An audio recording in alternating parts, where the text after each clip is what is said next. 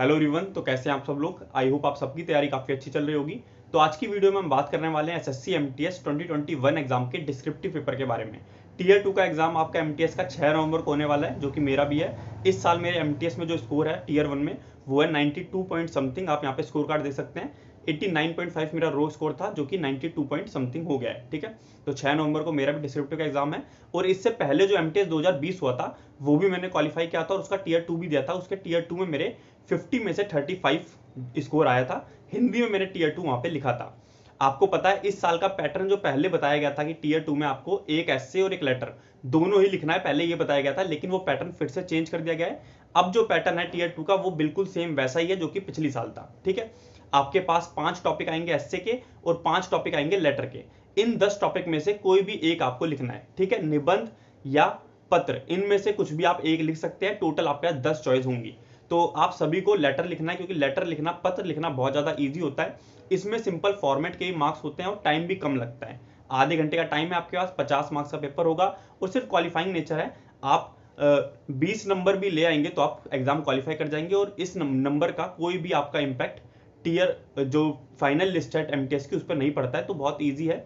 अभी भी आपके मन में कुछ डाउट है, ये पेपर क्लियर कैसे होगा, फॉर्मेट क्या है इसका, कैसे लिखना है, वो सब मैं आपको इस वीडियो में अच्छे से बताने वाला हूँ। जो मैं आपको फॉर्मेट बताने वाला हूँ वो आपको अच्छे से पढ़ लेना है और जो 6-7 दिन बचे हुए हैं उसमें आपको क्या करना है वो मैं आपको इस वीडियो में बताने वाला हूँ। वीडियो स्टार्ट करने से पहले मैं आपको बता देता हूँ कि हम लोग यहाँ पर हिंदी और इंग्लिश दोनों ही लैंग्वेज में आपका फॉर्मेट क्या होता है उस पर अच्छे से बात करेंगे। तो आप किसी भी लैंग्वेज में तैयारी कर रहे हैं डिस्क्रिप्टिव की, टीयर 2 की, तो ये वीडियो आपके लिए इक्वली यूजफुल होने वाली है। बाकी मैंने एमटीएस, सीएचएसएल और सीजीएल तीनों ही एग्जामों का डिस्क्रिप्टिव पेपर है वो दे रखा है। तो एक एक्सपीरियंस के थ्रू मैं आपको ये चीजें बता रहा हूँ, तो जो भी इंफॉर्मेशन होगी वो एकदम सटीक और करेक्ट होने वाली है। बात करते हैं कि हिंदी में हमारे जो पत्र का फॉर्मेट होता है वो कैसे लिखा जाता है। सबसे पहले बात करते हैं औपचारिक पत्र के बारे में। तो औपचारिक पत्र लिखते समय देखिए, सबसे पहले आपको लिखना है पत्र भेजने वाले को पता।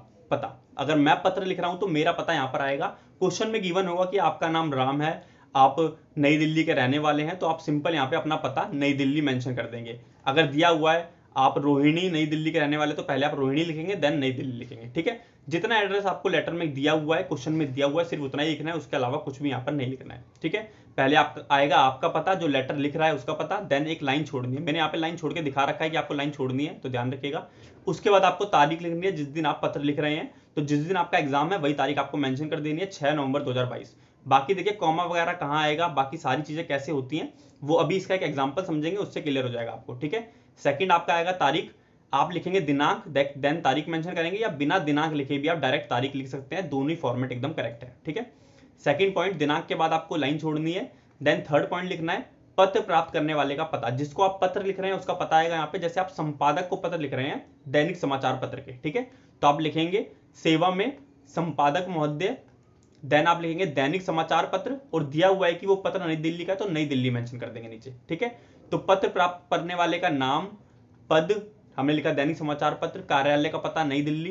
तो ये सारी चीजें एक ही हैं, इसी से जुड़ी हुई हैं, तो ये सारी चीजें बिना लाइन छोड़े एक साथ आ जाएंगी।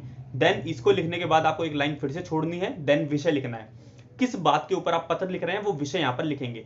एक लाइन में छोटा सा विषय बना के आपको लिख देना है। देन विषय के बाद एक लाइन फिर से छोड़नी है और उसके बाद आपको संबोधन लिखना है। महोदय या महाशय कुछ भी मेंशन करिएगा। महोदय महाशय के बाद कई लोगों को डाउट रहता है कि कॉमा आता है नहीं आता, तो कॉमा यहाँ पर नहीं आता है। महोदय महाशय के जस्ट बाद में आप लेटर लिखना अपना स्टार्ट कर देंगे। पत्र की जो विषय वस्तु है वो आप लिख देंगे। सेम ऐसी सीट लाइन वाली आपको एग्जाम में मिलने वाली है। तो जैसे आपने इस लाइन में महोदय लिखा, ठीक है, महोदय के जस्ट नीचे से जो अगली लाइन है इस पॉइंट से, ठीक है, थोड़ा गैप छोड़ के इस पॉइंट से आप जो अपना लेटर है वो लिखना स्टार्ट कर देंगे। पत्र की जो बॉडी है वो लिखना स्टार्ट कर देंगे। ठीक है, देखिए विषय वस्तु के साथ ही आप धन्यवाद भी लिख सकते हैं। कई सारे फॉर्मेट मैंने पढ़े थे, कई सारे लेटर पढ़े, तो उसमें क्या था कि विषय वस्तु के साथ ही धन्यवाद एंड में लिख देते थे। क्योंकि देखिए हम ऑफिस वगैरह में लेटर भेज रहे हैं तो एक हमारी जो बात है उसमें एक नर्मता होनी चाहिए, एक थोड़ा स्वीटनेस सी लगनी चाहिए, तो हम एंड में क्या लिखते हैं, धन्यवाद, हमारी बात सुनने के लिए। ठीक है, तो विषय वस्तु के साथ ही ये जुड़ा हुआ है। कोई भी लाइन छोड़ने के बाद आप धन्यवाद नहीं लिखना है। जैसे आपने यहाँ पर खत्म करा कि आशा है कि आप जल्दी कुछ कार्य करेंगे, उसके जस्ट अगली लाइन में आपने बिना लाइन छोड़े धन्यवाद लिख दिया। देन आपने धन्यवाद विषय वस्तु के साथ लिखने के बाद एक लाइन छोड़ी, मैंने यहाँ पे लाइन छोड़ के दिखा रखा है कि आपको लाइन छोड़नी है। देन 7th पॉइंट लिखना है भवदीय या आपका आज्ञाकारी। भवदीय हम कब लिखते हैं, जब हम किसी संपादक को पत्र लिख रहे हैं, किसी ऑफिस में के लिए पत्र लिख रहे हैं तो हम भवदीय लिखेंगे। मान लीजिए फॉर्मल लेटर है, औपचारिक पत्र ही है, लेकिन आप अपने स्कूल में भेज रहे हैं, प्रिंसिपल प्रधानाचार्य को पत्र लिख रहे हैं, तो आप आपका आज्ञाकारी भी लिख सकते हैं। ठीक है, भवदीय और आपका आज्ञाकारी इन दोनों में से कुछ एक आएगा। देन उसके बाद देखिए 8th पॉइंट आएगा, 7th के बाद 8th पॉइंट आता है, इन दोनों के बीच में कोई भी गैप नहीं आएगा, मैंने गैप नहीं बना रखा है यहाँ पे। उसके बाद आपको अपना नाम लिखना है, ठीक है, या और पद साथ में। आपका नाम गिवन होगा, आपका नाम था रोहन और आप अपने क्षेत्र के सामाजिक कार्यकर्ता हैं, ठीक है, तो आप लिखेंगे रोहन और साथ में आपका पद दिया हुआ है सामाजिक कार्यकर्ता, तो आप नीचे सामाजिक कार्यकर्ता साथ में लिख सकते हैं। ठीक है, रोहन और सामाजिक कार्यकर्ता एक ही साथ है, तो इनके बीच में भी कोई लाइन नहीं आएगी। ठीक है, मेनली ज्यादातर क्या होता है क्वेश्चन में सिर्फ आपका नाम दिया होता है, तो आपका नाम आपको सीधा मेंशन कर देना और वहीं से आपका जो इन फॉर्मल लेटर है वो खत्म हो जाएगा। औपचारिक पत्र का जो पूरा फॉर्मेट था वो इतना था। एक बार इसका एक एग्जांपल समझ लेते हैं, उससे आपको ज्यादा क्लियर हो जाएगा। तो देखिए ये है आपका एग्जांपल फॉर्मल लेटर का, इससे एक बार फॉर्मेट को फिर से समझते हैं। तो देखिए सबसे पहले आपको अपना एड्रेस लिखना है, जो पत्र लिख रहा है उसका पता। आपको कुछ ना कुछ तो दिया ही होगा। आप पूछते हैं कि कई बार पता ना दिया हो हमारा तो क्या करेंगे, परीक्षा भवन लिखेंगे क्या? तो ऐसा नहीं होता, एसएससी में कभी भी ऐसा क्वेश्चन नहीं आता जिसमें आपका एड्रेस ना दिया हो। तो एक ऐसी बेफिजूल की बात हो गई है तो कि एड्रेस ना दिया हो, तो कम से कम छोटा मोटा एड्रेस तो आपका दिया ही होगा। कम से कम आपके शहर का नाम तो आपको देंगे कि आप रोहन है, आप नई दिल्ली के रहने वाले हैं। तो अगर सिर्फ नई दिल्ली लिखा है तो नई दिल्ली मेंशन कर दिया। मान लीजिए थोड़ा बड़ा एड्रेस दिया है और वो एड्रेस 3 लाइन में आ रहा है, पहले में आपने अपना हाउस नंबर लिख दिया तो कॉमा लगाएंगे इसके बाद।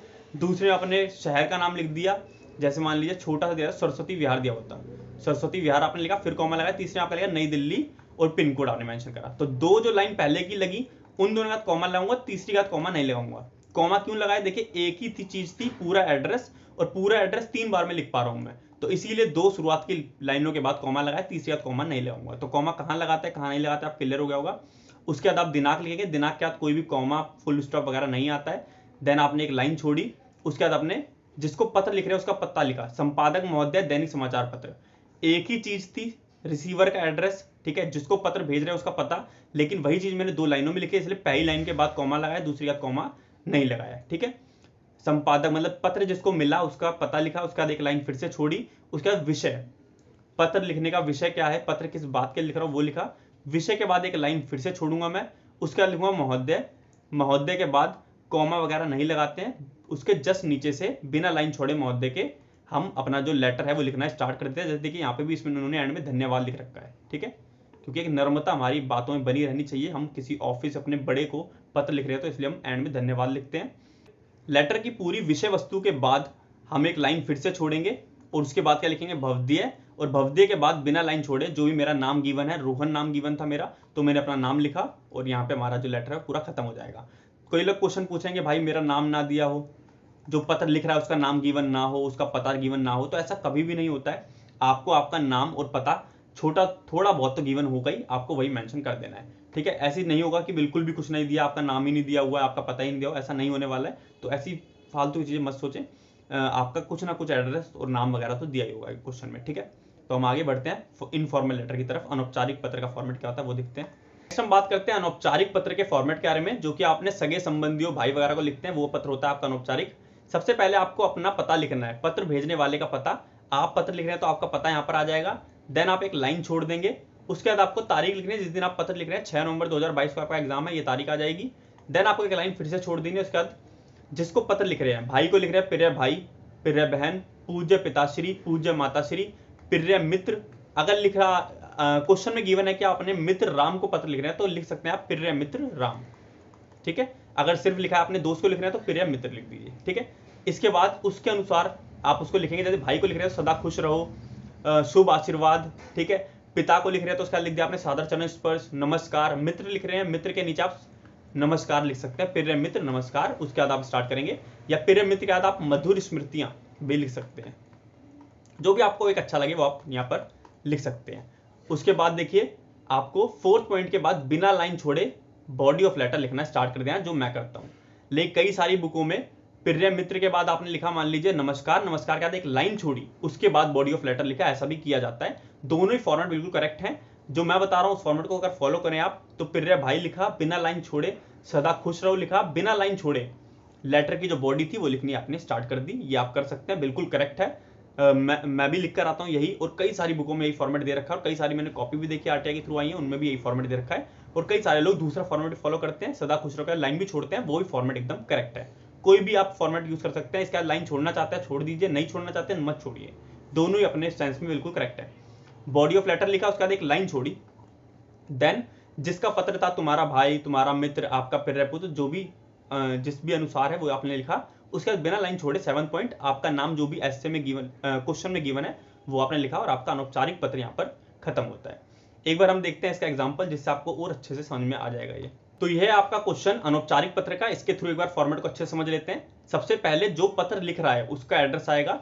आपका नाम रोहन दिया हुआ है, आप नई दिल्ली में रहते हो तो आपका एड्रेस नई दिल्ली है, वो यहाँ पर आ जाएगा। उसके बाद आपको एक लाइन छोड़ देनी है, देन आपको जो तारीख है उस दिन वो लिख देनी है। उसके बाद आपको फिर से एक लाइन छोड़ देनी है। उसके बाद आपने मित्र को लिख रहा है, प्रिय मित्र नमस्कार, वो लिखा। उसके बाद लाइन छोड़े ना छोड़े, ये वाली लाइन छोड़नी कंपलसरी नहीं है, आप छोड़ना चाहते हैं छोड़ सकते हैं, नहीं छोड़ना चाहते तो बिना छोड़े भी कई लोग स्टार्ट करते हैं। तो दोनों फॉर्मेट एकदम करेक्ट है, ठीक है।